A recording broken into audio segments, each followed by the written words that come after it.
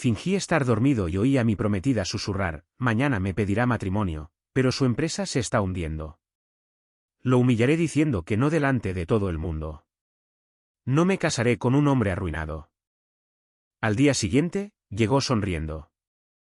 Pero no esperaba ser ella la que se pusiera de rodillas. Tengo 36 años. Nací en Barreiras, en el oeste de Bahía, en una familia que siempre vivió de la tierra. Mi abuelo llegó a esta región en los años 60 con una tropa de burros y una promesa que él mismo se había inventado, que el cerrado algún día se convertiría en oro. Todo el mundo se rió de él en aquel momento. Y el cerrado, para quienes no lo conocen, parece una tierra ingrata a primera vista. Árboles torcidos, hierba amarilla, ese calor que agrieta el suelo en agosto. Pero mi abuelo vio lo que otros no quisieron detenerse a ver. Vio la profundidad de esa tierra roja. Vio el agua que existía debajo, quieta y profunda, esperando a que alguien con suficiente paciencia la encontrara. Empezó con el algodón. Mi padre tomó lo que él dejó y siguió expandiéndose lentamente, sin prisas, como un hombre de campo aprende a hacer, un paso a la vez, sin endeudarse más allá de lo que le permitía dormir tranquilo. Cuando me uní de verdad a la granja después de volver de una universidad de agronomía en Goiânia, la propiedad tenía 600 hectáreas en una estructura que funcionaba pero que se había quedado estancada en el tiempo. Fui el primero de la familia en poner GPS en el tractor. El primero en firmar un contrato con un agrónomo a tiempo completo, no uno que aparecía una vez al mes de pasada.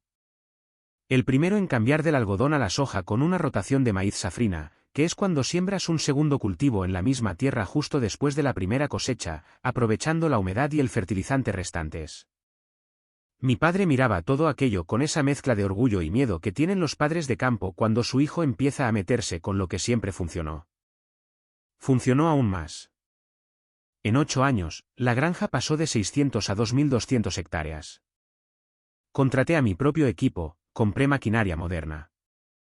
Me metí en el sistema de riego de pivote central, que cambia por completo la dependencia de la lluvia. Dramen Agro se convirtió en un nombre respetado en el oeste de Bahía, no porque hablara alto en las reuniones del sindicato rural o apareciera en cada cena de productores, sino porque los números aparecían en la cosecha año tras año sin necesidad de un discurso. Fue entonces cuando decidí crecer más, mucho más rápido de lo que mi padre lo habría hecho.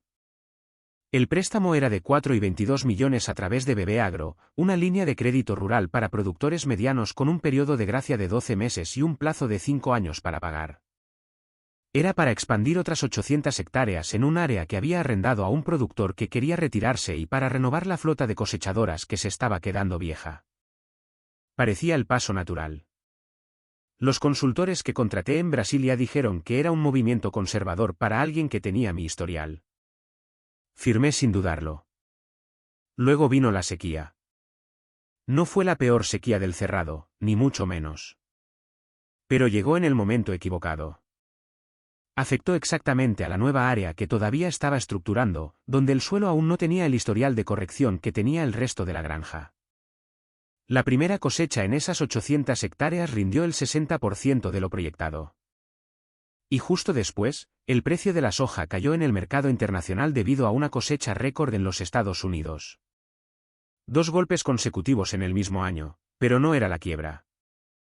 Necesito dejar esto claro porque es el centro de todo lo que viene después. No era la quiebra. Era un problema de flujo de caja de 8 meses con un plan de reestructuración ya contratado con una consultoría financiera de Sao Paulo, documentado y aprobado por el banco dentro de lo que la legislación prevé para situaciones como esta. El gerente de BB Agro lo sabía. Mis socios lo sabían. Mi equipo lo sabía. La segunda cosecha de maíz safrina estaba creciendo muy por encima de las expectativas. Y la proyección era saldar más de la mitad de la deuda antes de fin de año. El problema es que en un mercado pequeño como el agronegocio del campo, donde todos se conocen y la información viaja más rápido que la lluvia, la palabra reestructuración no llega limpia a los oídos de quienes están lejos de la fuente. Llega distorsionada. Llega como quiebra, como se hundió. Como Dramen está arruinado, cerró. Se acabó. Y me enteré del rumor un martes por la mañana mientras inspeccionaba los cultivos, a través de una llamada telefónica de un amigo. Podría haberlo negado. Podría haber llamado a la gente adecuada, enviado los números reales, mostrado el plan en la pantalla. Era sencillo. Una tarde de llamadas lo habría solucionado, pero no lo hice. Dejé que el rumor corriera. Me quedé en silencio a propósito y empecé a observar, porque hay una cosa que mi abuelo me enseñó mucho antes de que yo entendiera el peso de lo que decía, que la sequía no mata la granja. La sequía revela de qué está hecha la granja. Y yo realmente quería saber de qué estaba hecha la gente a mi alrededor cuando el cielo se cerrara y la cuenta entrara en números rojos. La respuesta que recibí de algunos de ellos no la esperaba, especialmente de una. Su nombre era Camila. Tenía 31 años. Era de Salvador. Y ese viernes por la noche, se dirigía a Baranda 2 cerrado con un vestido rojo y lápiz labial oscuro, sonriendo al espejo retrovisor del taxi porque creía saber exactamente lo que iba a pasar cuando llegara. No sabía nada. Nunca fui de ferias. Mi padre iba todos los años a la Bahía Farm Show, la feria de agronegocios más grande del oeste de Bahía, que tiene lugar en Barreiras y reúne a productores, proveedores, bancos, consultores, maquinaria, pesticidas, semillas, una ciudad dentro de una ciudad durante 5 días. Se llevaba un cuaderno, un bolígrafo, y volvía con la cabeza llena de notas y la cartera un poco más vacía. Siempre pensé que los negocios de verdad se cierran en la oficina, con una hoja de cálculo delante y un contrato sobre la mesa. Ese año fui porque mi socio Tiago me convenció. Dijo que había un proveedor de pesticidas de Mato Grosso que valía la pena conocer en persona, que este tipo de conversación cara a cara cierra tratos que el correo electrónico no cierra. Fui a regañadientes, con una camisa polo, sin cuaderno, sin ganas de seguir estrechando manos de extraños bajo un sol de 40 grados. Fue el mejor error que he cometido en mi vida. Durante un tiempo, la feria es ruidosa de la manera en que el campo sabe ser ruidoso. Tractores en exhibición, un locutor con un micrófono, el olor a tierra removida mezclado con una barbacoa que alguien siempre empieza antes del mediodía. Estaba en un círculo de conversación con Tiago y 2 representantes de una empresa de semillas cuando ella apareció en el pasillo de al lado, con un vestido blanco ligero, el pelo recogido, gafas oscuras que llevaba más en la parte superior de la cabeza que en la cara. Venía con una amiga, la hija de un productor más pequeño de la región que conocía de vista. No puedo explicar muy bien lo que pasó. No fue el tipo de cosa que sucede en las películas, con todo deteniéndose y la música sonando. Fue más simple y más profundo que eso. Me miró por una fracción de segundo antes de mirar a otra cosa y perdí por completo el hilo de la conversación que estaba teniendo. La amiga nos presentó a Camila. Extendió la mano y dijo su nombre con la naturalidad de alguien que ya sabe que será recordada. Hablamos durante 3 horas esa tarde. Primero en grupo, luego gradualmente la conversación se fue reduciendo hasta que solo quedamos nosotros 2, mientras Tiago desaparecía discretamente con su amiga. Ella era de Salvador, del barrio de Graca. Me lo dijo de la manera en que habla alguien de Graca, con esa ligereza de quien creció sabiendo que la dirección ya dice algo. Estudió comunicación, trabajó un tiempo en una agencia de publicidad, luego montó lo que llamó una consultoría de imagen. Tenía un Instagram con 40.000 seguidores, fotos de viajes impecables, puestas de sol, atuendos bien combinados, el tipo de perfil que parece que no requiere ningún esfuerzo y es exactamente lo contrario. Le pregunté qué hacía en una feria de agronegocios en Barreiras. Se rió antes de responder. Dijo que estaba visitando a su amiga, que nunca había estado en una feria así, que tenía curiosidad. Luego me preguntó qué pensaba de comprar en el agronegocio con una atención en sus ojos que interpreté como genuina. Seguí hablando. Hablé de la granja, de la transición del algodón a la soja, del cerrado como frontera agrícola, del potencial del Mato Piba. Hizo preguntas, buenas preguntas. Pensé. Hoy entiendo que las preguntas eran buenas porque eran estratégicas. Pero ese día, solo vi a una mujer hermosa e inteligente que parecía querer entender el mundo en el que vivía. Antes de irse, me pidió mi número, que le di sin dudarlo. La semana siguiente, me envió un mensaje preguntando por un artículo que había leído sobre agronegocios en el oeste de Bahía. Respondí. La conversación fluyó. Fuimos a un ritmo que parecía natural, sin forzarlo, sin esa ansiedad de alguien que intenta construir algo a propósito. O al menos eso es lo que vi. Los primeros meses fueron buenos, como lo es el comienzo de una relación. Es bueno cuando eres un adulto y no has sentido nada real durante un tiempo, con esa mezcla de calma y euforia que no pega pero funciona. Venía a Barreiras los fines de semana. Yo iba a Salvador cuando podía despejar mi agenda. Me enseñó su ciudad con el orgullo que un soteropolitano tiene por Salvador. Ese amor exagerado y correcto al mismo tiempo. Me llevó a Río Bermelo, a Pelourinho un jueves por la noche, a un restaurante en Santo Antonio Além do Carmo donde el vatapá era el mejor que había comido en mi vida. Me gustaba de la manera real en que te gusta alguien, no de la manera de principiante, que es más sobre la idea de la persona que sobre la persona. Ya era de la manera que viene después, cuando la emoción baja y todavía quieres estar cerca. Pero hubo una cosa que noté y dejé pasar. Una noche en Salvador, me llevó a una cena con un grupo de sus amigos. Gente que conocía desde la universidad, chicos de buenas familias, ese círculo que existe en cada capital donde todos se conocen y nadie habla abiertamente de dinero. Pero todos están constantemente evaluando el tamaño del dinero de los demás. Buena mesa, restaurante caro en Itaigara. Conversación fácil. En algún momento, alguien preguntó qué hacía yo. Camila respondió antes de que abriera la boca. Dijo que tenía una de las granjas más grandes del oeste. No dijo mi nombre primero. No dijo que yo era agrónomo, que mi familia había construido eso durante 3 generaciones, que convertí una propiedad de tamaño mediano en un verdadero negocio. Dijo el tamaño, como si el tamaño fuera la información principal, como si yo fuera la granja, no el hombre que la construyó. Todos en la mesa tenían una expresión de aprobación discreta. Ese asentimiento que la gente de un cierto círculo da cuando registran que alguien ha cumplido con los criterios. Sonreí, cambié de tema, fingí que no me había dado cuenta, pero me había dado cuenta. Seguí dejándolo pasar porque me convencí de que era su forma de hablar, que estaba orgullosa de mi historia y no sabía cómo expresarlo de otra manera. Me convencí porque quería convencerme. Porque cuando realmente te gusta alguien, tienes una capacidad aterradora para convertir una señal de advertencia en una cosa pequeña, para doblar lo que viste hasta que encaje en una explicación que no te duela. La cena terminó. Volvimos a su apartamento. Estuvo emocionada toda la noche, hablando de una amiga que estaba abriendo un negocio, de un palco VIP que iban a tener en carnaval, de un viaje que el grupo estaba planeando a Trancoso para Nochevieja. Y yo escuché todo. Estuve de acuerdo con lo que tenía que estar de acuerdo. Dormí con la sensación de que era feliz, pero que la felicidad tenía un olor ligeramente diferente del que debería tener. 3 semanas después, el rumor de la quiebra comenzó a circular. Y entonces descubrí que la cena en Itaigara había sido más reveladora de lo que había permitido que fuera. El teléfono sonó a las 8:47 de la mañana. Estaba en una parte nueva de la granja, la que había arrendado, caminando entre las hileras de soja con el agrónomo para evaluar el desarrollo del cultivo después de las últimas semanas de riego. El sol de Barreiras ese mes no perdonaba a nadie.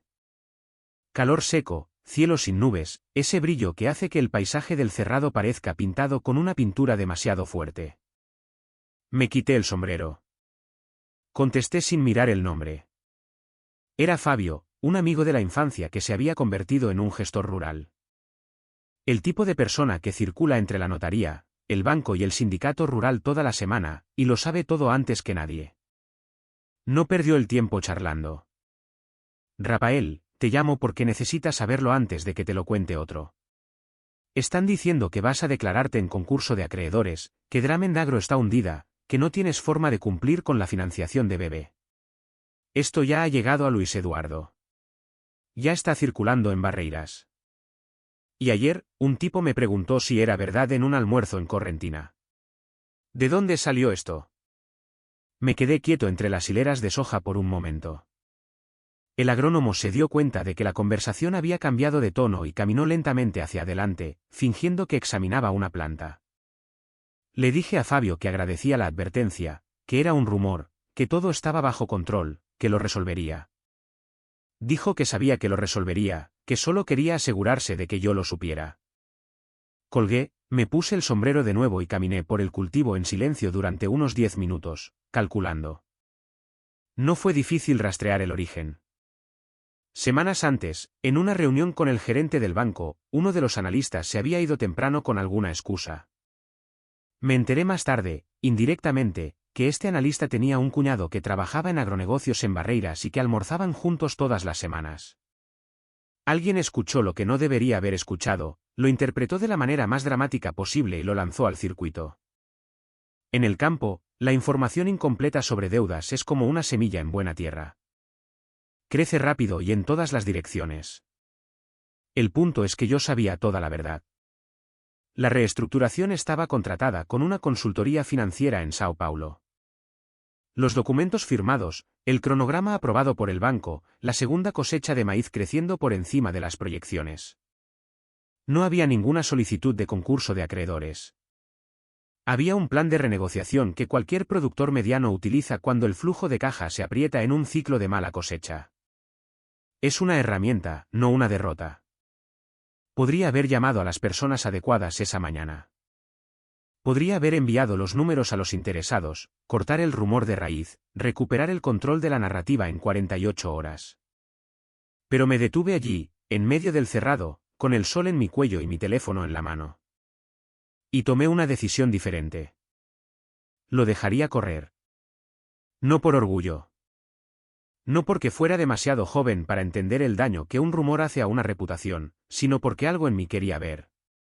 Quería saber quién se quedaría a mi lado cuando el cielo realmente se cerrara. ¿Quién llamaría para preguntar si estaba bien antes de llamar para preguntar si la deuda era real? ¿Quién miraría mi historial de trabajo de 8 años y concluiría que valía más que un rumor de pasillo? Mi abuelo me enseñó que la sequía revela la raíz. La raíz débil muere, la raíz profunda se aferra, y luego cosecha más que antes porque el estrés hídrico en la dosis correcta hace que la planta profundice más. Quería ver las raíces a mi alrededor.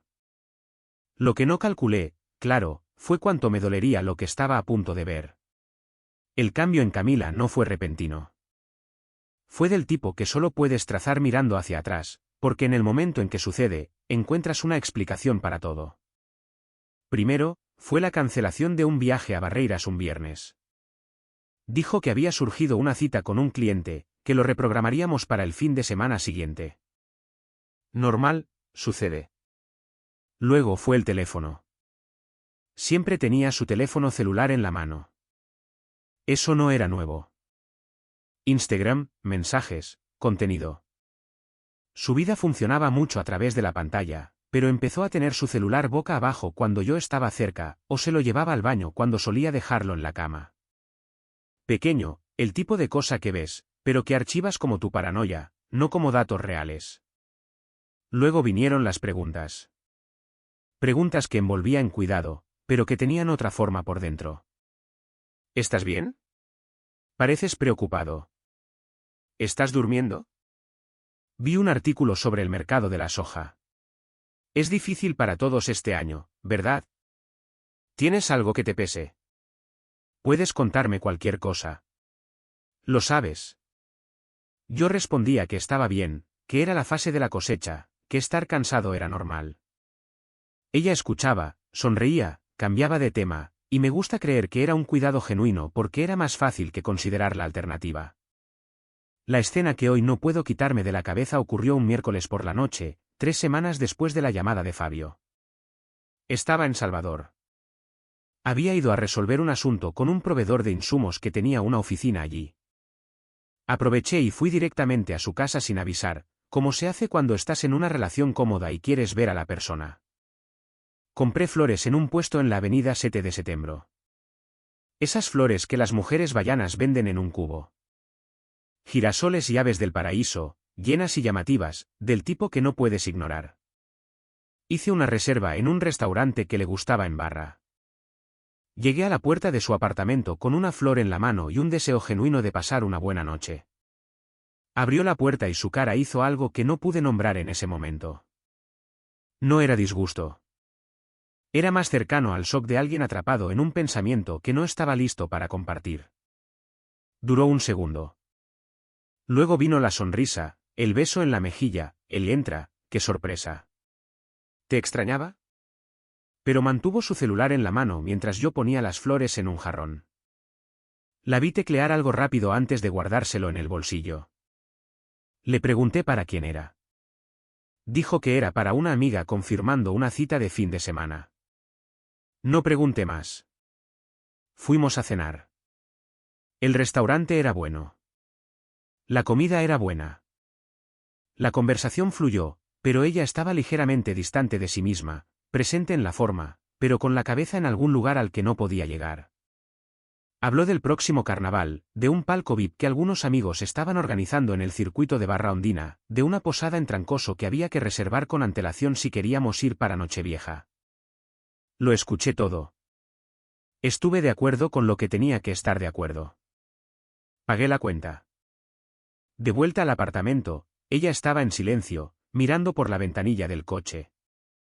Puse mi mano sobre la suya sobre la palanca de cambios. La dejó allí, pero no apretó de vuelta. Esa noche, después de que se durmiera, me quedé mirando el techo durante un rato.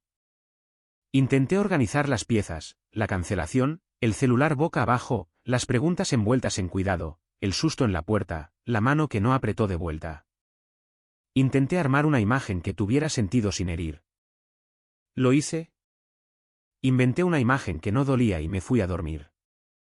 Pero hay una cosa que aprendí en ese momento y que solo entendí de verdad mucho más tarde. No dejamos de ver lo que no queremos ver porque seamos estúpidos. Dejamos de ver porque construimos algo con esa persona. Y demoler lo que construiste duele más que sospechar que algo va mal.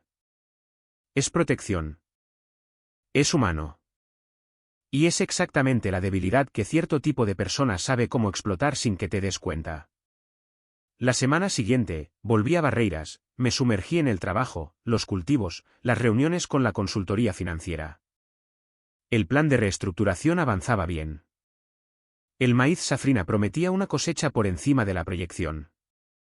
El gerente del banco me había llamado para decir que la renegociación estaba prácticamente cerrada. Por fuera, la granja se estaba recuperando silenciosamente. Por dentro, algo se estaba desmoronando al mismo ritmo, y todavía me negaba a mirarlo de frente. 3 días después, un jueves por la noche, Camila vino a Barreiras, y yo me fui a dormir temprano porque estaba cansado de una larga semana. Llegó después de las 11 y fue entonces cuando todo lo que me había negado a ver se volvió imposible de ignorar. Había tomado un relajante muscular. No era una costumbre. No soy de medicamentos.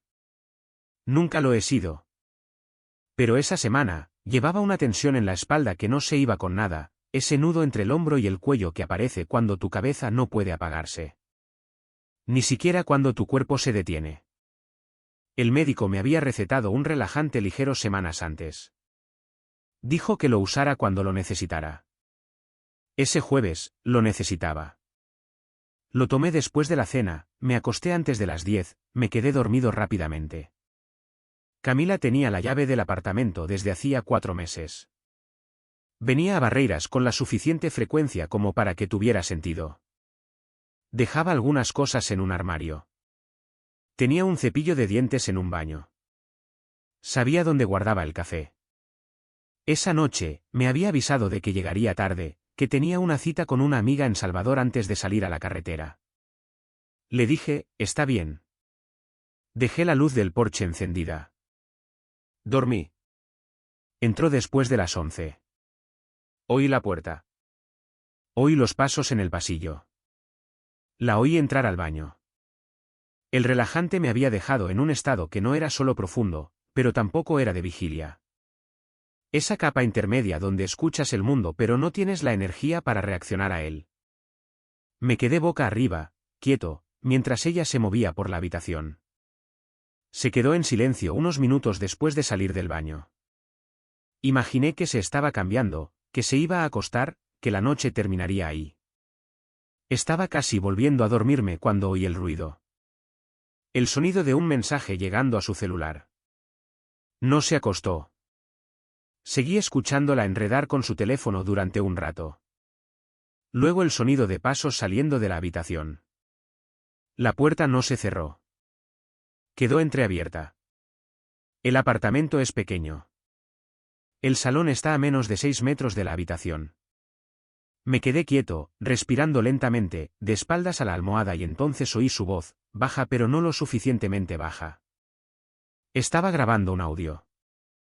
Lo supe por el ritmo, sin las pausas de alguien esperando una respuesta. Solo el habla apresurada de alguien que envía un mensaje de voz. Me concentré con todo lo que tenía para escuchar sin mover un músculo y escuché. Danny, llámame cuando puedas. Mira, estoy pasando por una situación aquí que necesito contarte. Mañana me va a pedir matrimonio. Lo sé porque vi la cajita en el armario. Ese armario viejo que no cierra con llave. Pero descubrí algo esta semana. Hablé con Mariló. ¿Recuerdas a Mariló? El que trabaja con inversiones en Salvador. Dijo que el nombre de Rafael ya está circulando como moroso en el mercado. Que su empresa está hundida para siempre. Que la gente habla de concurso de acreedores. No puedo hacer esto, Danny. No puedo casarme con un hombre pobre.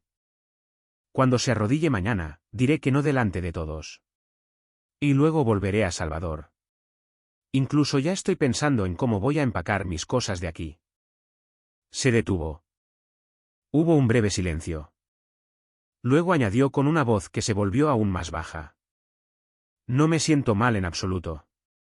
Lo intenté, pero no es lo que quiero para mi vida. Oí cerrarse la aplicación.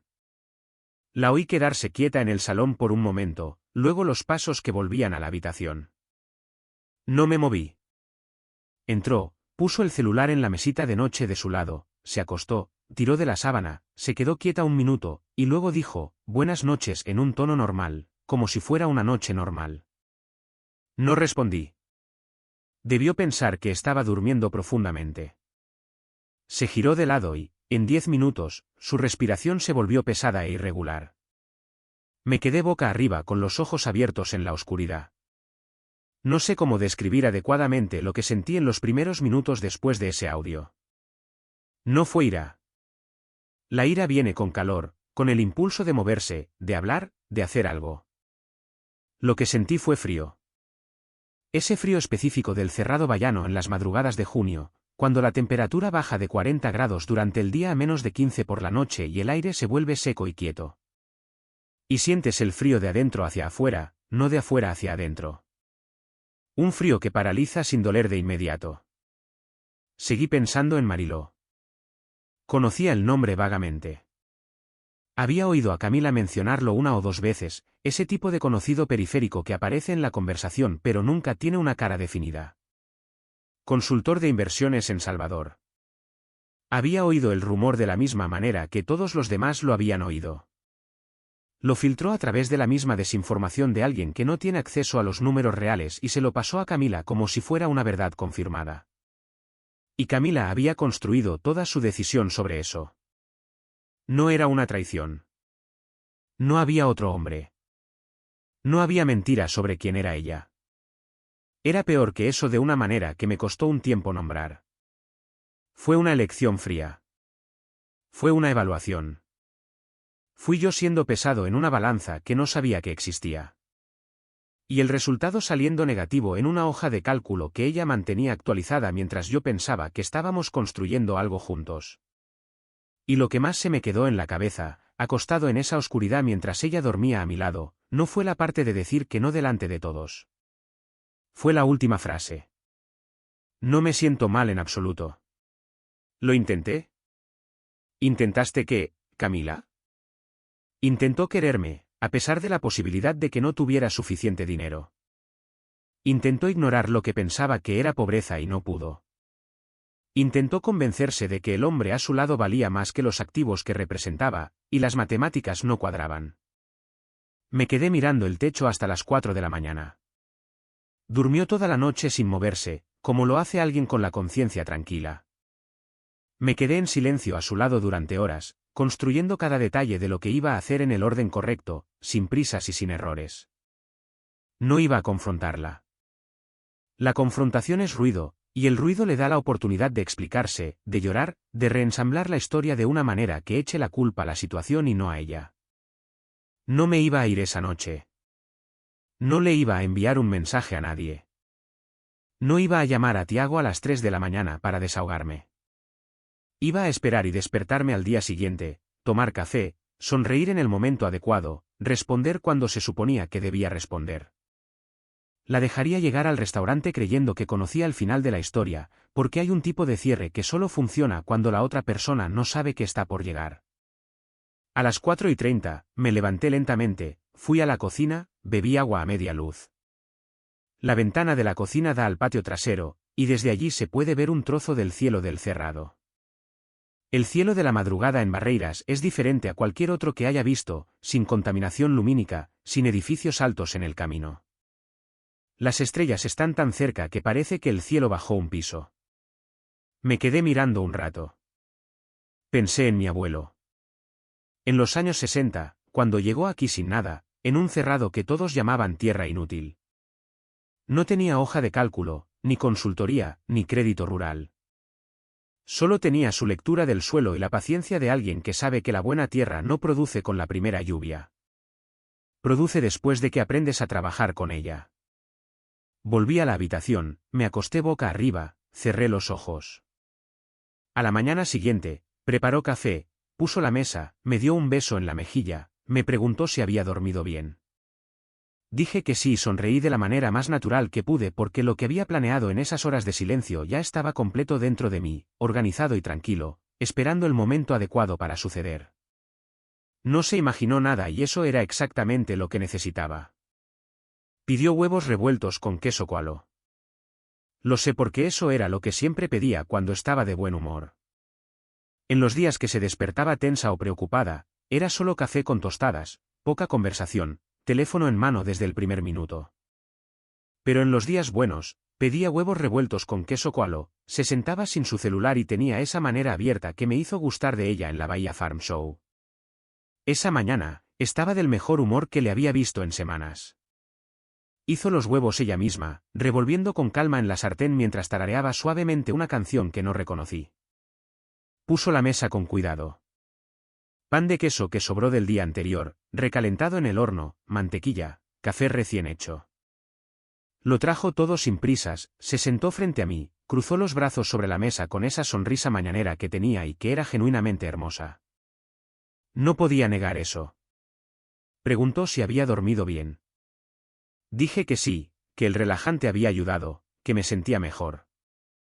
Verdad parcial, el relajante me había ayudado a dormir las primeras horas. El resto de la noche fue todo mío. Habló de un vestido que había visto en un atelier en Salvador. Una amiga le había enviado una foto y estaba pensando en encargarlo para una ocasión especial. Dijo esto con un tono ligeramente elevado. Ese tono de alguien que está tanteando el terreno para ver si la otra persona capta la indirecta. Comí el pan de queso y dije que probablemente le quedaría hermoso. Todo lo hacía. Sonrió más. Luego preguntó por la cena. ¿A qué hora? ¿Qué restaurante? Si había algo especial planeado. Preguntó con una naturalidad que estaba ligeramente demasiado ensayada. La voz correcta, la pausa correcta después de la pregunta, la mirada que se desvió hacia el café antes de volver a mí. Dije que había hecho una reserva en Baranda do Cerrado para las 8 de la noche. Iba a ser una buena noche. Dijo que genial, que se iba a arreglar el pelo por la tarde y eso fue todo. Volvió a sus huevos revueltos, habló de una historia que una amiga había contado en el grupo de WhatsApp. Se rió de algo que oí pero no retuve. Bebí mi café. 8. Respondí cuando tenía que responder. Me levanté para lavar mi taza. Normal. Tan normal. Daba miedo lo normal que podía ser. A las 9 de la mañana, fue a ducharse. Cogí mi celular y le envié un mensaje a Tiago. ¿Podemos hablar ahora? Respondió en 2 minutos. Llamé. Tiago Brandao tenía 38 años. Era mi socio en la parte de comercialización de cultivos y era el tipo de amigo que el campo produce cuando todo encaja bien. Leal a la antigua, sin actuaciones, sin condiciones. Habíamos crecido en la misma calle en Barreiras, estudiado en la misma escuela. Habíamos sido el padrino del otro cuando Tiago se casó con su primera esposa, que se fue 2 años después y se llevó al perro, pero dejó la amistad intacta. Llevaba 3 años saliendo con Leticia. Una profesora de Barreiras, hija de un productor rural, una mujer seria y directa, como suele ser una mujer de campo cuando no intenta impresionar a nadie. Sabía que Tiago tenía un anillo escondido en una caja de zapatos en su armario. Me lo contó en una noche de cervezas, avergonzado de su propio romanticismo, diciendo que estaba esperando el momento adecuado. Le pregunté cuánto tiempo iba a esperar el momento adecuado. Dijo que no sabía, que tenía miedo de estropear la escena. Esa mañana, le dije que la escena estaba lista, que era esa noche en Baranda cerrado, que yo pagaría todo, que solo necesitaba aparecer con Leticia a las 8:20 y sentarse en la mesa que había reservado junto a la mía, y que cuando yo enviara un mensaje, él se levantaría y le pediría matrimonio. Se quedó en silencio un momento, luego preguntó qué pasaba con Camila. Le dije solo lo esencial, que había oído lo que no debía oír, que iba a terminar, que necesitaba que confiara en mí sin todos los detalles, en ese momento. Tiago es del tipo que no necesita una larga explicación. Dijo, de acuerdo, que hablaría con Leticia, que estarían allí. Colgué antes de que Camila saliera del baño. A las 2 de la tarde, tuve una reunión con la consultoría financiera. Esta era la parte de la historia que necesitaba guardar con más cuidado ese día porque era el núcleo de todo lo que Camila no sabía y que no iba a revelarle, al menos no de la manera que ella esperaba. La consultoría era una empresa de Sao Paulo especializada en reestructuración de deuda rural. Había sido recomendada por el propio gerente del banco. Cuando la situación del flujo de caja se volvió crítica después de la sequía, él mismo sugirió contactarlos antes de cualquier conversación sobre renegociación formal. Era el camino correcto dentro de lo que el mercado ofrece para un productor mediano con un historial limpio y una situación reversible. La reunión duró 2 horas. El coordinador del plan, un tipo de unos 40 años llamado Enrique, que se había pasado la vida resolviendo el tipo de problemas que los productores rurales crean cuando crecen más rápido de lo que su flujo de caja puede soportar, abrió la presentación y fue directo al grano. Los números de la segunda cosecha de maíz safrina habían cerrado por encima de la proyección, un 22% por encima, lo que significaba una entrada de efectivo que cubría fácilmente el primer vencimiento renegociado. El banco había aprobado el nuevo calendario de amortización con una reducción de las tasas de interés debido al historial del cliente. La proyección era pagar el 68% de la deuda total para diciembre, dejando un saldo residual que encajaba fácilmente en el flujo operativo de la granja. No era un concurso de acreedores, nunca lo había sido. Era el tipo de reestructuración que ocurre entre bastidores del agronegocio todo el tiempo, que nadie anuncia porque no hay nada que anunciar. Es solo un productor ajustando su paso después de una mala cosecha, usando las herramientas que el sistema ofrece y avanzando. Enrique cerró la presentación y dijo que en unos meses, Dramen Agro tendría su balance más limpio de los últimos 3 años. Lo dijo con la serenidad de alguien que ha visto situaciones mucho peores terminar mucho mejor. Le di las gracias, cerré mi ordenador y me fui. De vuelta al apartamento, me detuve en un semáforo en la avenida principal de Barreiras y me quedé mirando el movimiento de la ciudad por un momento. Camionetas con matrículas de granjas, un tractor pasando lentamente por el lado equivocado de la vía de acceso. Los letreros de negocios que mezclan una tienda de ropa con un distribuidor de semillas y un restaurante de buffet al peso. Barreiras es una ciudad que creció demasiado rápido para tener tiempo de organizarse adecuadamente. Pero tiene una energía que tiene una ciudad de campo cuando está en medio de algo grande. Una urgencia productiva, un movimiento que no se detiene. Había nacido en esta ciudad. Había aprendido a leer en esta ciudad. Había enterrado a mi abuelo en esta ciudad y prometido en silencio junto a su ataúd que honraría lo que él plantó. Camila nunca había entendido esto. No porque fuera incapaz de entenderlo, sino porque nunca lo había intentado de verdad. Barreiras para ella era el lugar donde yo vivía, no el lugar que me formó. La granja era el activo que ella evaluaba, no la historia que yo llevaba. Yo era el activo que ella estaba considerando liquidar antes de que se depreciara más. Esa claridad ya no dolía esa tarde. Había dolido en las horas posteriores al audio, en esa habitación oscura mientras ella dormía. Pero por la mañana, después del café con huevos revueltos y queso coalo y la sonrisa que ella no sabía que yo estaba leyendo desde otro lugar. El dolor se había convertido en otra cosa. Se había convertido en determinación. Esa determinación específica de alguien que ya no necesita una respuesta porque ya ha entendido toda la pregunta. Llegué a casa a las 5 de la tarde. Camila estaba en el salón con su portátil abierto, un cuaderno al lado, trabajando en un proyecto de un cliente. Al menos eso parecía. Levantó la vista cuando entré, preguntó cómo había ido la reunión. Dije que había ido bien, que las cosas se estaban arreglando.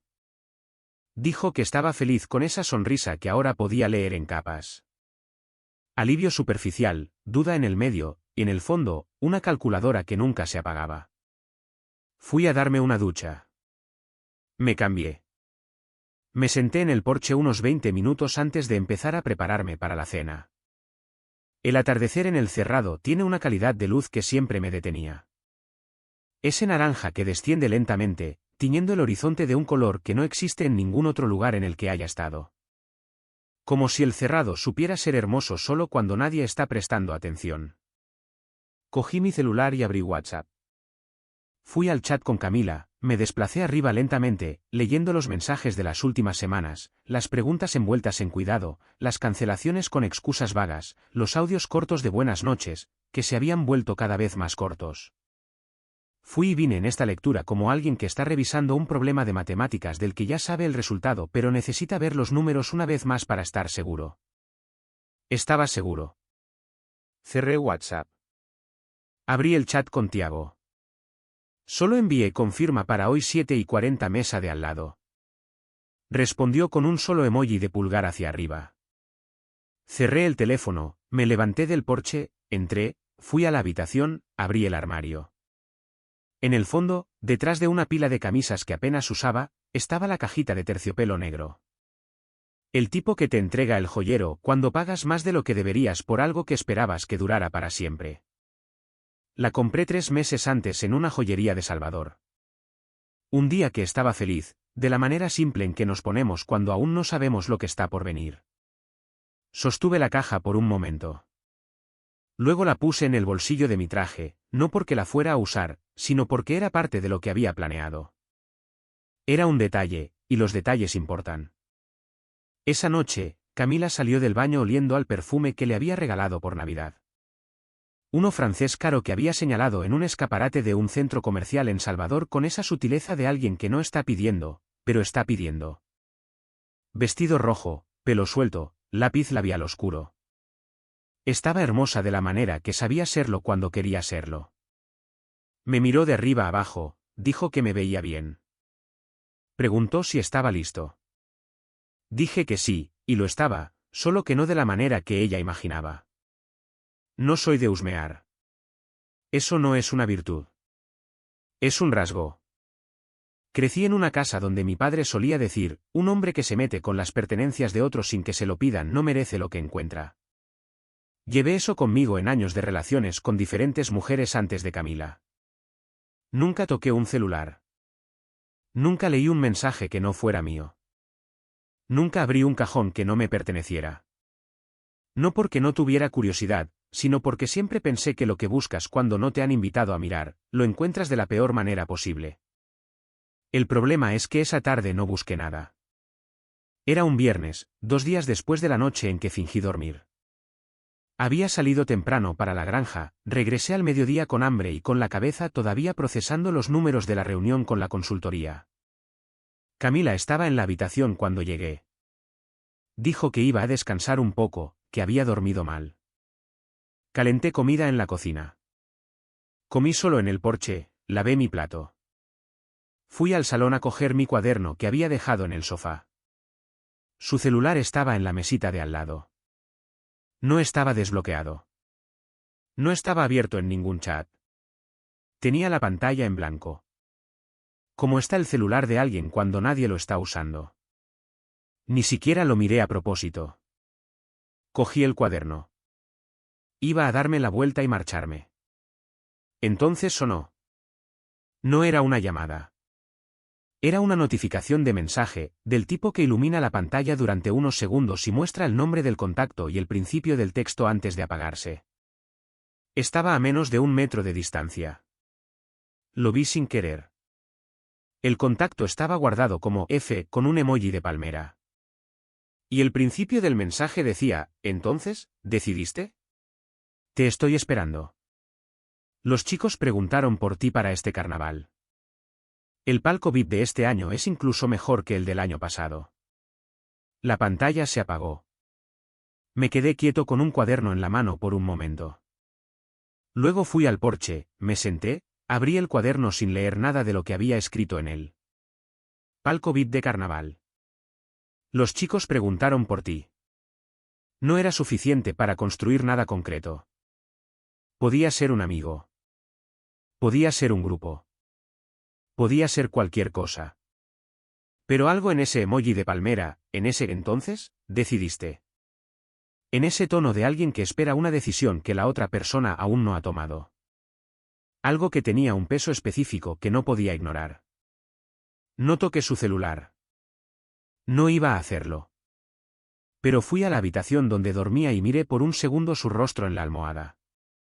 Ese rostro que había encontrado hermoso desde el primer día, que había aprendido a leer durante casi un año de relación, que había mirado durmiendo otras veces con un sentimiento completamente diferente al que estaba sintiendo ahora. Fui al despacho, abrí mi ordenador y busqué el nombre F en su Instagram. No necesité mucho. Su perfil estaba abierto. Siempre lo estaba.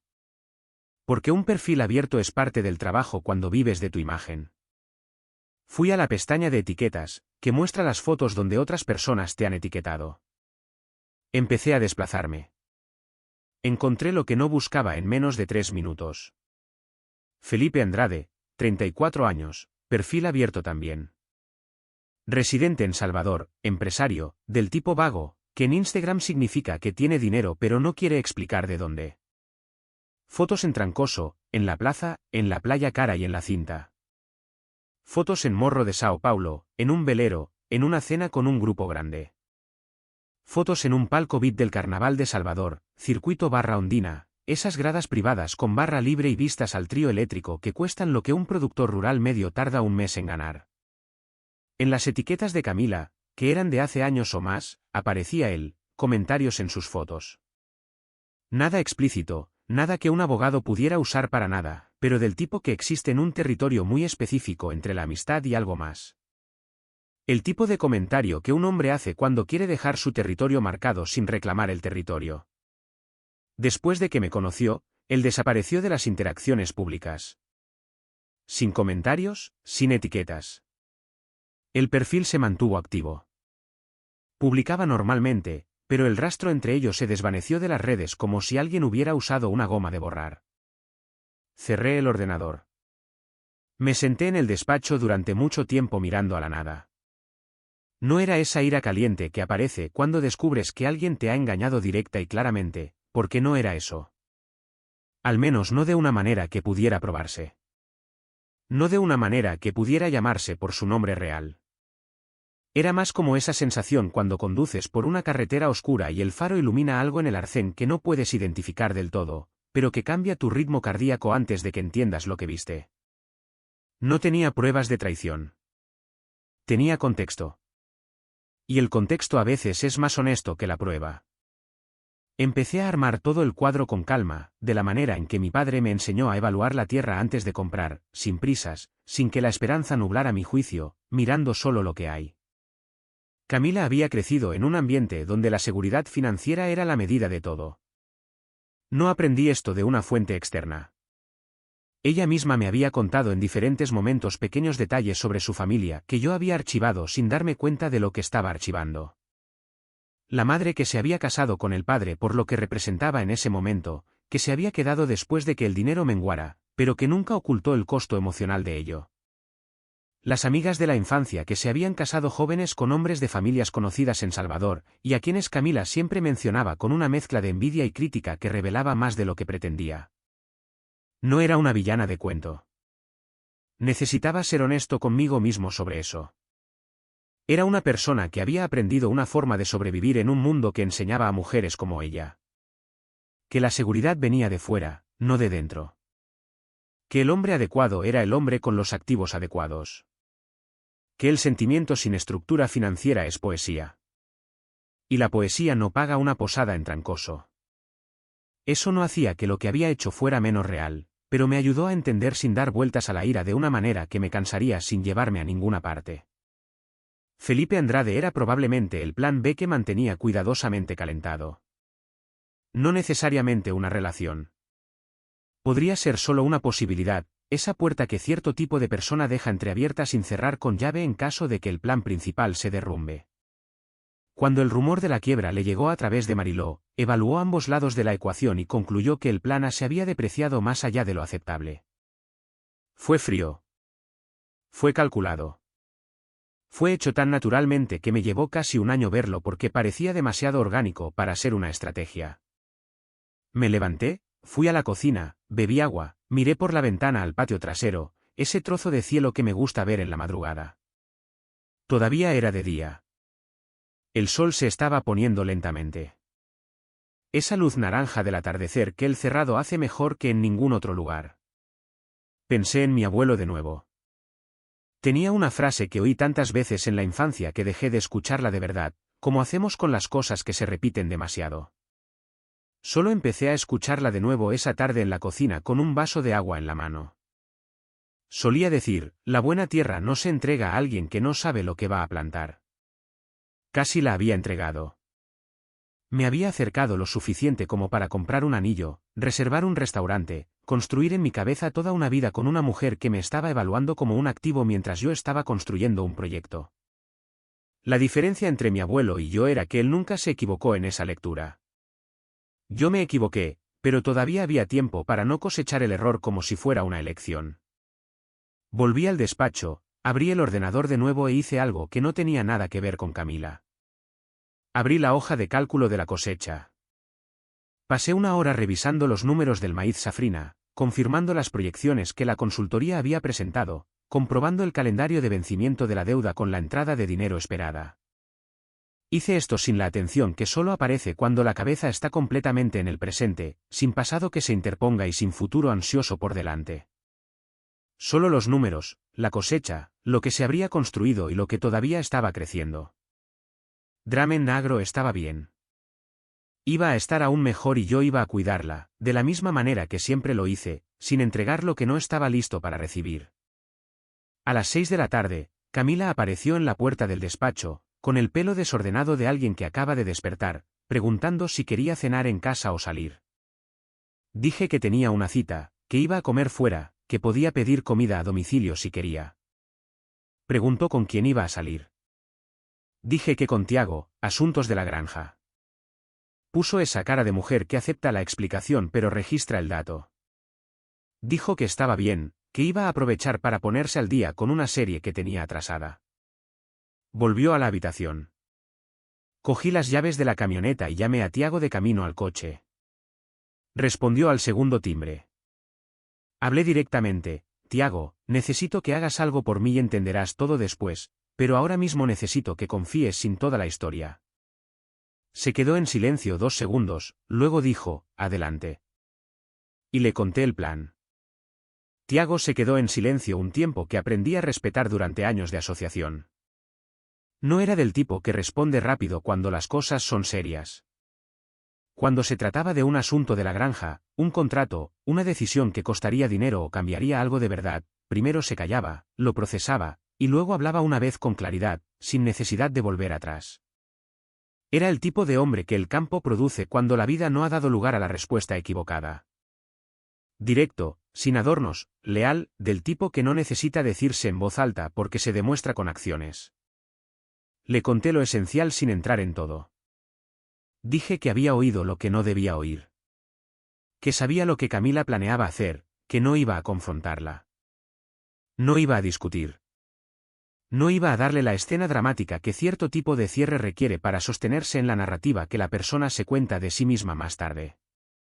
Iba a darle lo que ella había planeado darme a mí. Una sorpresa en un restaurante lleno de gente, delante de todos, sin una salida elegante. Le expliqué su papel.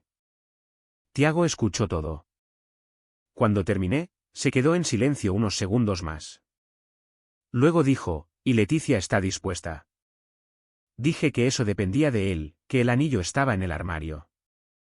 ¿Cuánto tiempo había sabido que quizás esa era la noche correcta? Soltó una risa corta, una de esas risas de un hombre que está avergonzado pero aliviado al mismo tiempo. Dijo que llamaría a Leticia y me devolvería la llamada en media hora. Colgué y fui a esperar en la camioneta con el motor apagado, aparcado en una gasolinera a la salida de la ciudad. El atardecer del Cerrado estaba haciendo lo que sabe hacer a esa hora. Esa lenta transición del naranja al púrpura que parece pintada lentamente por alguien con una paciencia que la mayoría de la gente no tiene. Me quedé mirando sin pensar en nada específico, solo dejando que el silencio funcionara. Tiago llamó en 22 minutos. Dijo que le había contado a Leticia lo suficiente como para que entendiera que la noche importaba, sin entrar en detalles sobre Camila. Ella había preguntado si era de verdad. Él dijo que sí. Ella se quedó en silencio un momento y luego dijo que necesitaría al menos 2 horas para prepararse. Dije que tenía toda la noche. Tiago soltó otra risa. Esta más suelta, menos avergonzada. Dijo que estaba nervioso. Le dije que era normal, que todo hombre que hace lo correcto se pone nervioso antes de hacerlo. Dijo que estaba siendo demasiado filosófico para un jueves por la noche en una gasolinera de Barreiras. Le dije que era el Cerrado, que el Cerrado nos hacía eso. Colgué sonriendo por primera vez en días. Llamé a Baranda do Cerrado. Contestó el señor Mario. Ha sido el jefe de sala durante más años de los que el restaurante realmente ha existido. El tipo de empleado que se convirtió en parte de la identidad del lugar. Era un cliente lo suficientemente frecuente como para que reconociera mi voz antes de que dijera mi nombre. Dije que quería reservar 2 mesas para el día siguiente, viernes, a las 8 de la noche. Una a mi nombre para 2 personas, con flores en el centro y una vela encendida, el estándar que tenían para ocasiones especiales, y otra mesa al lado para 2 a nombre de Tiago Brandao, sin decoración especial, solo una mesa. El señor Mario preguntó si era una ocasión de celebración. Le dije que sí, que iba a haber una propuesta de matrimonio esa noche. Dijo que se encargaría personalmente. Preguntó si quería que dejaran una botella de vino espumoso en la mesa o que esperaran a la propuesta. Le dije que esperaran a la propuesta, que cuando llegara el momento, estaría claro. Colgué y me quedé un poco más en la estación, organizando el resto de mi cabeza. Había un detalle que necesitaba manejar con cuidado porque era el centro de todo, el audio. No tenía forma de recuperar el audio que ella había enviado. Estaba en su WhatsApp, no en el mío. Lo que tenía era el recuerdo de lo que oí, palabra por palabra, porque me quedé despierto suficientes horas grabando cada detalle con el tipo de atención que tenemos cuando sabemos que no podremos pedir que lo repitan. Pero la memoria no se reproduce en un restaurante. Pasé el día siguiente con este problema en la cabeza mientras fingía normalidad junto a ella. Desayuno, conversación ligera, ella yendo a arreglarse el pelo. Yo saliendo para la granja por unas horas. En el camino, llamé a Fabio, el mismo amigo que me había llamado con el rumor de la quiebra semanas antes. Fabio entendía de tecnología mejor que nadie que conociera en Barreiras. Era del tipo que resolvía problemas de celular, sistema o aplicaciones sin necesidad de un manual. Le pregunté si había alguna forma de que pudiera recuperar un audio que alguien había enviado desde un celular que no era mío en una red wifi que yo controlaba, sin tocar el celular de la persona. Se quedó en silencio un segundo, luego preguntó, ¿realmente quieres saber cómo o solo quieres el resultado? Dije, quería el resultado. Dijo que necesitaría acceso al router del apartamento en media hora. Dije, dejaría la llave de repuesto con el conserje del edificio con su nombre. 2 horas después, me envió un mensaje. Archivo en tu correo. Abrí el correo en mi celular aparcado frente a la granja. El archivo estaba allí, un MP3 con la calidad razonable de alguien que graba un audio de WhatsApp en un ambiente tranquilo. Me puse los auriculares y escuché. Su voz salió limpia. Danny, llámame cuando puedas. Mira, estoy pasando por una situación aquí que necesito contarte. Mañana me va a pedir matrimonio. Lo sé porque vi la cajita en el armario, pero descubrí algo esta semana. Hablé con Mariló. ¿Recuerdas a Mariló? El que trabaja con inversiones en Salvador. Dijo que el nombre de Rafael ya está circulando como moroso en el mercado. Que su empresa está hundida para siempre. No puedo hacer esto, Danny. No puedo casarme con un hombre pobre. Cuando se arrodille, diré que no delante de todos. Y luego volveré a Salvador. Luego la pausa. Luego la última frase. No me siento mal en absoluto. ¿Lo intenté? Me quité los auriculares.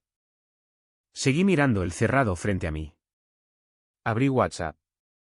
Fui al chat con Camila y creé un archivo de audio a partir del MP3. Lo puse en el chat como borrador, sin enviarlo. Solo necesitaba tener el archivo accesible en mi celular, listo para reproducir con un toque a máximo volumen en el momento adecuado. Probé el volumen. Probé la velocidad con que se abría el archivo. Lo probé 2 veces, 3 veces, hasta que estuve seguro de que cuando lo necesitara, no habría retraso. No se congelaría. No me haría buscar en la pantalla mientras ella me miraba desde el otro lado de la mesa. Cuando volví al apartamento a última hora de la tarde, Camila estaba en el salón terminando de arreglarse, lápiz labial en mano, un pequeño espejo apoyado en el brazo del sofá. Esa concentración de una mujer que está finalizando algo importante. Me miró a través del espejo cuando entré, sonrió, dijo que casi estaba lista. Dije que iba a cambiarme de ropa y que estaría listo. Fui a la habitación, abrí el armario, cogí la chaqueta del traje que había apartado por la mañana, puse la caja de terciopelo en el bolsillo izquierdo, no porque la fuera a usar, sino porque era parte de la escena que había construido en mi cabeza. Y necesitaba que cada detalle estuviera en su lugar. Me miré en el espejo del baño por un segundo. No estaba enfadado. No tenía miedo. Tenía esa calma específica que aparece cuando sabes exactamente lo que vas a hacer y confías en el plan que has elaborado. El mismo estado que tenía cuando iba a cerrar un gran contrato, cuando iba a firmar la compra de un terreno, cuando iba a tomar una decisión que movía dinero, y no había vuelta atrás después. Era cierre. Era claridad. Era la granja descartando lo que no servía antes de que la pérdida se asentara para siempre. Cogí mi celular, le envié un mensaje a Tiago. Llegamos a las 8, tú y Leticia a las 7:40, mesa de al lado. Cuando dé la señal, te levantas. Respondió en segundos. Entendido. Leticia está hermosa. Cerré el teléfono y salí del baño. Camila estaba de pie en el pasillo, lista, con un vestido rojo y un perfume francés que le había regalado por Navidad. Estaba hermosa de la manera que sabía serlo cuando quería serlo. No de una manera cotidiana, sino de una manera de ocasión especial, la manera de alguien que se preparó con intención. Me miró de arriba abajo y dijo que me veía bien. Preguntó si estaba nervioso. Dije que no y era verdad de la manera más completa que esa palabra puede ser. No estaba nervioso. Estaba presente, firme, con cada pieza en su lugar, solo esperando el momento para dejar que la noche se moviera al ritmo que yo definí. Cogí las llaves de la camioneta, le abrí la puerta para que saliera primero. Pasó a mi lado sonriendo, y cerré la puerta del apartamento con la calma de alguien que sabe que esa fue la última vez. Baranda do Cerrado está en una calle lateral en el centro de Barreiras, en una mansión renovada que el dueño compró en los años 90, cuando la ciudad aún no sabía que iba a crecer así. La fachada es simple. Ladrillo visto, iluminación amarilla, un letrero de madera con el nombre en letras sans serif que parece que se hizo una vez y nunca necesitó cambiarse. Por dentro, el lugar tiene esa calidez de un restaurante que ha existido lo suficiente como para tener su propia personalidad. Mesas con manteles blancos, sillas de madera oscura, fotografías antiguas del Cerrado Bayano en las paredes, el olor a carne asada y mantequilla embotellada que impregna las paredes de una manera que ninguna renovación puede quitar. Era viernes por la noche y la sala estaba llena. Llegué a las 7:50 de la tarde, 10 minutos antes que ella, como había planeado. El señor Mario me recibió en la entrada con esa discreción de un gerente experimentado que sabe distinguir una ocasión de otra. Me llevó a la mesa, en la esquina de la sala, ligeramente alejada de las demás, con vistas a la entrada, flores en el centro, vela encendida, 2 copas ya puestas, exactamente como había pedido. Me senté frente a la puerta, pedí agua. Puse el celular sobre la mesa, boca abajo en el lado derecho, a una distancia que pudiera alcanzar sin necesidad de buscar. Abrí el bolsillo de mi traje, confirmé que la cajita estaba allí. Cerré el bolsillo. Tiago y Leticia ya estaban en la mesa de al lado. Los había visto a ambos cuando entré. Él con una camisa de vestir azul oscuro, ella con un sencillo vestido negro, el pelo recogido. Esa elegancia directa de una mujer que no necesita ningún esfuerzo aparente para verse hermosa. Fingieron hablar del menú. Tiago no me miró cuando pasé. Profesional. Le envié un mensaje de texto por debajo de la mesa. Ella llega en 10 minutos. Prepárate. No respondió. Vi vibrar su celular en su bolsillo y no lo sacó, correcto. Seguí mirando la entrada. Los minutos pasaron con esa lentitud que tiene el tiempo cuando estás esperando algo que no puedes apresurar. La sala a nuestro alrededor funcionaba al ritmo normal de un viernes por la noche en Barreiras.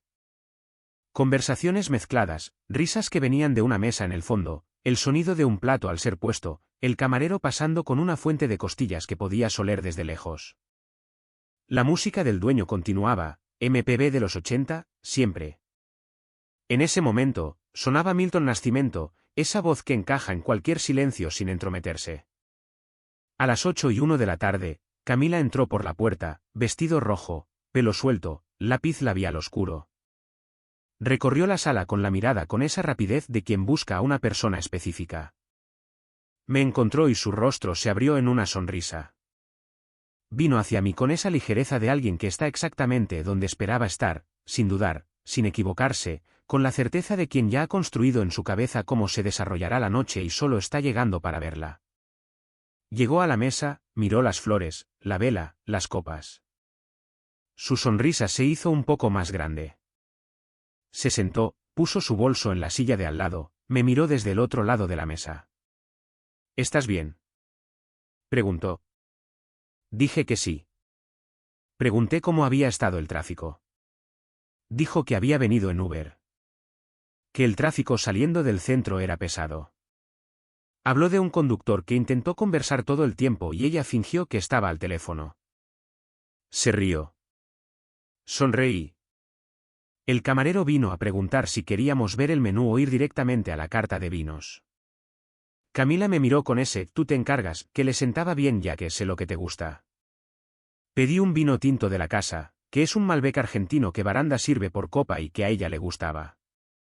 Asintió. La conversación fue al ritmo que va la conversación de una pareja en un restaurante cuando ambos fingen que la noche es normal. Habló de una amiga de Salvador que había pasado por una situación difícil en el trabajo, de un nuevo proyecto de cliente que le estaba dando problemas, del clima en Barreiras, que era insoportable en octubre. Escuché y respondí. Hice las preguntas correctas en los momentos adecuados. Por dentro, estaba monitoreando dos cosas a la vez. El celular en la mesa del lado derecho y la mesa donde estaba sentado Tiago a menos de 2 metros de mí. A las 8:27 de la tarde, sentí la vibración del celular. Era Tiago. El mensaje solo decía ahora. No respondí. Levanté la vista, crucé su mirada por menos de un segundo e hice un movimiento mínimo de cabeza. Dobló su servilleta lentamente, la colocó sobre la mesa, apartó su silla con el cuidado de quien no quiere hacer ruido. Metió la mano en el bolsillo del pantalón. Leticia lo miró, y su mano subió lentamente a su boca, incluso antes de que él se moviera de verdad. Tiago se levantó, dio 2 pasos hasta que estuvo al lado de la silla de ella, sacó la mano del bolsillo, abrió la caja roja a la altura de sus ojos y se arrodilló. La sala de Baranda do Cerrado no se detuvo de golpe. Se detuvo por oleadas.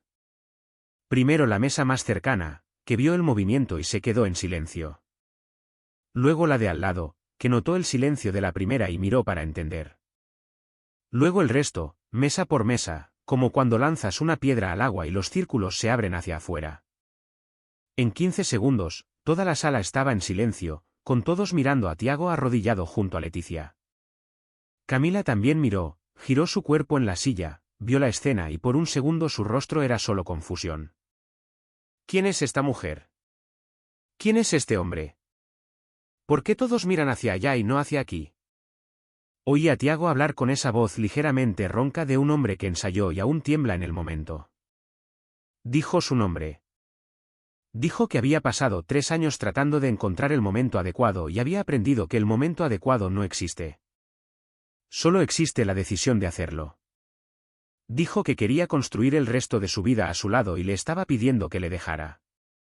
Leticia dijo que sí antes de que terminara la frase. La sala estalló en aplausos. Ese aplauso espontáneo de un lugar lleno de gente cuando sucede algo que todos reconocen como real. No el aplauso educado de los que son instruidos para aplaudir, sino el que sale solo porque la escena fue lo suficientemente verdadera como para llegar a todos al mismo tiempo. Tiago se levantó. Leticia tomó su mano con ambas manos. Algunas mujeres en las mesas cercanas tenían los ojos brillantes. El camarero que estaba de pie con una bandeja apoyada en la pared también empezó a aplaudir. Camila aplaudió también. Se volvió hacia ellos con esa sonrisa de alguien atrapado por la emoción genuina de la escena. Y fue exactamente en ese momento, mientras los aplausos aún estaban en el aire y los ojos de todos se cerraban de emoción o volvían lentamente a sus propias mesas, que cogí el celular con mi mano derecha. Abrí el archivo, comprobé el volumen máximo. Le di a reproducir y coloqué el celular en el centro de la mesa, entre las flores y la vela encendida, con el altavoz hacia arriba. Su voz salió clara. Danny, llámame cuando puedas. Mira, estoy pasando por una situación aquí que necesito contarte. Mañana me va a pedir matrimonio. Lo sé porque vi la cajita en el armario, pero descubrí algo esta semana. Hablé con Mariló. ¿Recuerdas a Mariló? El que trabaja con inversiones en Salvador. Dijo que el nombre de Rafael ya está circulando como moroso en el mercado. Que su empresa está hundida para siempre. No puedo hacer esto, Danny. No puedo casarme con un hombre pobre. Cuando se arrodille, diré que no delante de todos y luego volveré a Salvador. La pausa. No me siento mal en absoluto. ¿Lo intenté? El audio terminó. La sala volvió a quedar en silencio. Diferente al silencio de antes. Aquel había sido de emoción, de anticipación, de ese placer colectivo de presenciar algo hermoso. Este era de otro tipo por completo. Era el silencio de alguien que escuchó algo que no estaba preparado para escuchar y todavía está procesando qué hacer con ello. La mesa más cercana a nosotros tenía 2 mujeres de mediana edad que no conocía. Una de las 2 tenía la mano cubriéndose la boca. La otra miraba fijamente su plato. Camila estaba blanca. No era la palidez del susto rápido que pasa en segundos. Era esa palidez profunda que empieza por dentro y llega a la piel lentamente, como cuando la sangre decide que tiene cosas más urgentes que hacer que mantener las apariencias. Sus ojos estaban fijos en el celular en el centro de la mesa, como si todavía estuviera tratando de decidir si lo que había escuchado era real. Me levanté lentamente, saqué la caja de terciopelo de mi bolsillo, la coloqué sobre la mesa junto al celular, con cuidado, sin lanzarla, sin hacer una escena. Simplemente la coloqué. Estaba vacía, pero Camila no lo sabía, y no iba a importar. Me abotoné la chaqueta del traje, metí mi silla debajo de la mesa, me incliné ligeramente hacia ella y hablé en voz baja y firme, sin ira, sin temblor, con esa calma que te dan 8 horas mirando al techo en la madrugada cuando has usado bien el tiempo. Dije, no necesitas decir que no. Ya lo dije por ti. Me enderecé. Hice un discreto gesto con la cabeza hacia el señor Mario, que estaba de pie junto al mostrador con la expresión de alguien que no sabe con certeza lo que acaba de pasar, pero entiende que algo importante terminó. No necesité palabras. Él asintió de vuelta. Entendió. Me di la vuelta y caminé hacia la salida. No miré atrás, no por esfuerzo. Simplemente no había nada en esa dirección que necesitara ver. Lo que estaba detrás de mí era el pasado. Y el pasado en el cerrado vallano no se llama de vuelta. El pasado sirve para fertilizar lo que viene después. Crucé la sala con las mesas volviendo lentamente a su propio movimiento. Conversaciones reanudándose en un tono más bajo de lo normal, el camarero con su bandeja reiniciando la ruta interrumpida. Pasé por la puerta de madera, bajé el escalón de la acera, sentí el aire caliente de la noche de octubre de Barreiras, ese calor seco que persiste incluso después de que el sol se ha ido, almacenado en las paredes y el asfalto, liberándose lentamente hasta el amanecer.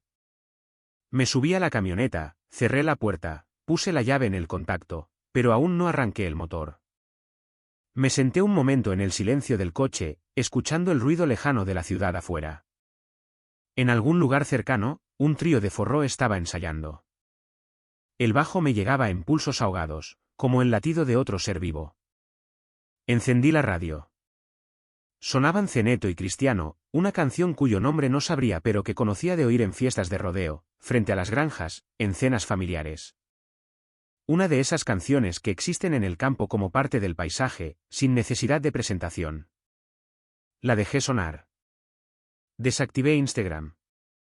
Bloqueé el número de Camila. Bloqueé a Felipe Andrade, a quien nunca seguí realmente pero cuyo perfil ya no quería tener acceso. Ni siquiera por curiosidad futura. Luego llamé a mi padre.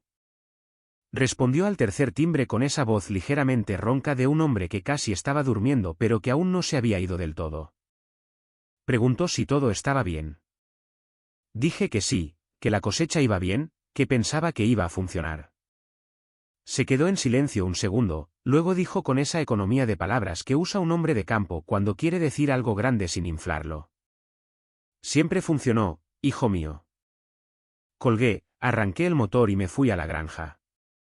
Lo primero que hago cuando llego a la granja de madrugada es apagar el aire acondicionado de la camioneta antes de abrir la puerta. No es un hábito racional. Es un ritual. Lo aprendí de mi padre, que lo aprendió de mi abuelo, que probablemente lo aprendió por necesidad y siguió pasándolo como una verdad. La idea es simple. Dejas que tu cuerpo se prepare antes de encontrarse con el aire exterior. No le das un shock al sistema. Entras lentamente en el ambiente que te recibirá. Esa noche, entendí que había pasado todo el año haciendo lo contrario con Camila. Me lancé de cabeza sin dejar que el sistema se preparara, sin dejar que el ambiente revelara lo que era antes de instalarme dentro de él. Abrí la puerta de la camioneta. El aire de octubre en Barreiras a medianoche es esa cosa específica que alguien que no conoce el cerrado no puede imaginar. Todavía caliente porque el calor del día tarda horas en abandonar la tierra, pero con una sequedad que te limpia por dentro cuando respiras hondo. Olor a hierba, a tierra, a algo lejano que podría ser un incendio forestal, o podría ser simplemente el cerrado siendo el cerrado. Un sonido constante de insectos, del tipo que dejas de oír después de unos minutos porque tu cerebro lo clasifica como silencio. Fui al porche de la casa, me senté en la mecedora que mi abuelo compró en una feria de artesanía en Barreiras en los años 70, y que mi madre se negó a tirar cuando él murió. La madera cruje siempre en el mismo punto, siempre de la misma manera, como si fuera lo único que todavía tiene que decir, pero insiste en decirlo cada vez. Me senté un rato sin hacer nada. No repasé la noche. No me senté allí imaginando lo que Camila debía estar sintiendo, lo que debió haber hecho después de que me fui, si lloró, si se quedó quieta, si pidió la cuenta, si llamó a alguien. No porque no fuera lo suficientemente humano como para tener curiosidad, sino porque la respuesta no cambiaba nada de lo que se había decidido, y no quería malgastar la energía del día siguiente en las preguntas de la noche anterior. Lo que hice fue mirar al cielo, el cielo del Cerrado Bayano en octubre a medianoche, sin nubes. He hablado de esto antes, pero es difícil no volver a ello. Es el tipo de cosa que nunca se cansa de ser verdad. Las estrellas están demasiado bajas, demasiado cerca, y tienes esa extraña sensación de que si te levantaras ahora mismo y siguieras caminando por el campo, eventualmente las alcanzarías. Mi abuelo solía decir que el cerrado tenía ese efecto en cualquiera que fuera lo suficientemente silencioso para recibirlo. Que la tierra grande exige que te mantengas pequeño para que pueda mostrar sus ojos. Me quedé pequeño en esa silla durante un buen rato. Los meses siguientes no fueron fáciles como se suele contar la historia de superación. Esa línea recta de abajo hacia arriba. Obstáculo aquí, victoria allá, llegada gloriosa al final. La vida real de un productor rural no tiene líneas rectas. Hay una cosecha que sorprende y una cosecha que decepciona. Hay meses en que la caja cierra bien y meses en que miras la hoja de cálculo y necesitas tomar aire antes de continuar. Hay una decisión que parecía correcta el lunes y parece incorrecta el miércoles y vuelve a parecer correcta el domingo. Lo que cambió fue solo una cosa, pero lo cambió todo. Dejé de cargar un peso que no era mío. La reestructuración de la deuda se completó en noviembre, 2 meses después de la noche en Baranda do Cerrado. Enrique, de la consultoría de Sao Paulo, me llamó un miércoles por la tarde mientras estaba en medio de los cultivos. Dijo que los documentos habían sido firmados y que el calendario de amortización estaba aprobado por el banco.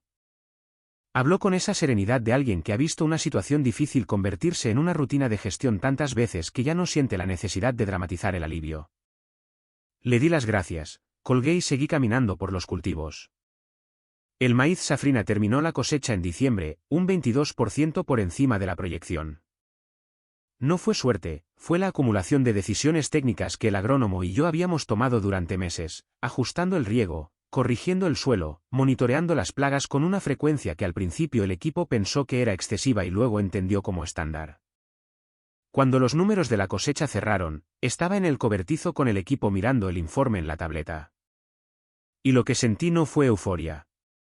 Fue esa satisfacción tranquila de quien sembró bien y cosechó lo que merecía, sin sorpresas.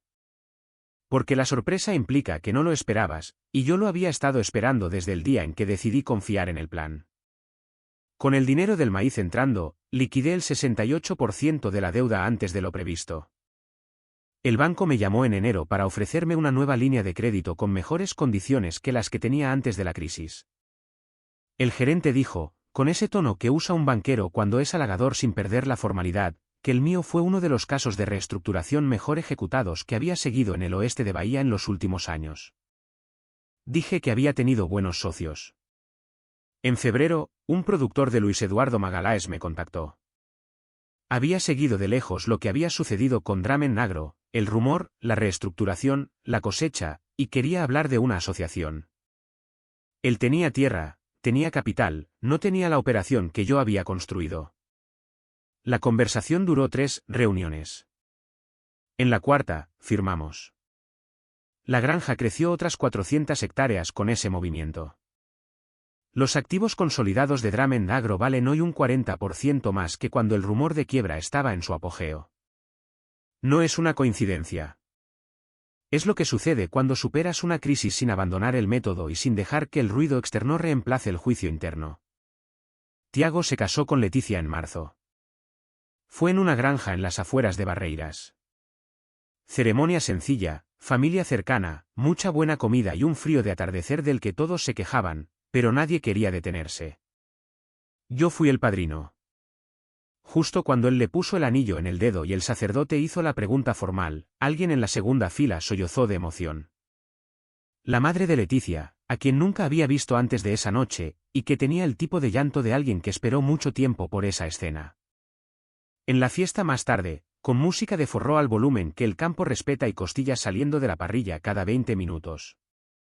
Tiago me buscó en una mesa de esquina donde estaba con un vaso de cerveza y el buen silencio de alguien que no necesita estar en el centro de nada. Se sentó, cruzó los brazos sobre la mesa, me miró un segundo antes de hablar. Dijo, gracias por esa noche, por el empujón. Dije que no había sido un empujón, que él había estado listo durante mucho tiempo. Solo necesitaba una noche con suficiente peso para tener sentido. Asintió, se alejó de vuelta a la pista de baile donde Leticia esperaba. Oí hablar de Camila indirectamente, de la manera en que llegan las noticias del campo cuando no las pides, pero llegan de todos modos. Un conocido en común me dijo meses después, sin que yo preguntara, que ella había regresado a Salvador justo después de esa noche, que había pasado un tiempo sin publicar nada en Instagram, lo que para alguien que vivía de su imagen era el equivalente a estar de luto. Que más tarde había regresado con una nueva biografía y fotos diferentes, más contenidas, sin el brillo de alguien que siempre está en una fiesta que cuesta demasiado. Felipe Andrade desapareció de sus redes para siempre. No sé qué pasó entre ellos y no quise saberlo. Ese era un capítulo que no había leído, y no me correspondía abrirlo. Lo que sé es lo que aprendí. Y aprendí más ese año que en cualquier otro que pueda recordar. No sobre mujeres, no sobre traición, no sobre los movimientos que hace cierto tipo de persona cuando cree que tiene a alguien de rodillas ante ellos. Aprendí sobre mí mismo, sobre lo que estaba dispuesto a entregar sin verificar el destino, sobre la diferencia entre gustar de alguien y necesitar que esa persona confirme el valor de lo que construiste. Una mañana de mayo, 6 meses después del restaurante, me desperté antes del sol. Fui al porche, me senté en la silla de mi abuelo, que siempre cruje en el mismo lugar. El cerrado estaba despertando de la manera que solo el cerrado sabe hacerlo. Lentamente, en capas, primero los pájaros que no sé nombrar, pero que mi abuelo conocía todos de memoria. Luego una luz que no aparece de golpe, sino que tiñe lentamente el horizonte por grados. Naranja primero, luego ese amarillo específico que anuncia el calor del día sin pedir permiso. La maquinaria comenzó a encenderse allá atrás en el cobertizo. El operador que ficha a las 5:30. Ese ruido de un motor diésel calentándose antes de trabajar. El sonido más honesto que conozco porque es el sonido de algo que va a hacer para lo que fue hecho. Olor a tierra mojada por el riego nocturno. Café de hierba que alguien estaba haciendo en la cocina de la casa de los empleados. Pensé en mi abuelo, que llegó aquí con una tropa de burros y una promesa inventada. En mi padre, que superó la sequía del 93 sin dormir y sin rendirse, y en mí mismo, que había superado mi propio tipo de sequía y estaba sentado en la misma silla que ambos, mirando el mismo horizonte con una granja más grande de lo que cualquiera de los tres había planeado cuando todo empezó. No guardo ningún rencor hacia Camila. Esa no es una frase de fin de historia para sonar bien. Es lo que es verdad cuando me detengo y lo compruebo. La ira exige que sigas prestando atención a la cosa que causó la ira.